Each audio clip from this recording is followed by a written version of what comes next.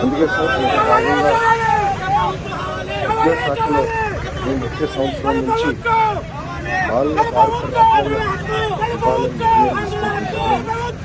దీంట్లో కాన్స్టిట్యూషన్లో ఉన్న అన్ని కాన్సెప్ట్స్ని సింప్లిఫై చేసి ఒక పిక్టోరియల్ ఫార్మాట్లో పిల్లలకి ఏజ్ అప్రోప్రియేట్ ప్రధానంగా ప్రియాంబల్ అందిస్తూ ఫండమెంటల్ రైట్స్ ఏంటి, డ్యూటీ, స్ట్రక్చర్స్ ఆఫ్ గవర్నెన్స్ ఏంటి అనేది క్లియర్గా అందించాలని నిర్ణయం తీసుకున్నారు. దాంట్లో భాగంగా భారతదేశానికి స్వాతంత్రం వచ్చిన కారకులైన మహాత్మా గాంధీ గారు, అంబేద్కర్ గారు, నెహ్రూ గారి గురించి కూడా ఇంకా చాలా చెప్పాలని నిర్ణయించుకున్నాం. అంతేకాకుండా సివిక్ అవేర్నెస్ అనేది చాలా చాలా అవసరం.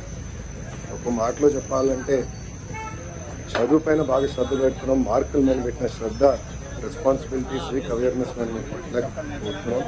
దానివల్ల సమాజం తీవ్రంగా నష్టపోతుందని మేము భావించి ప్రిన్సిపల్స్ ఆఫ్ జస్టిస్,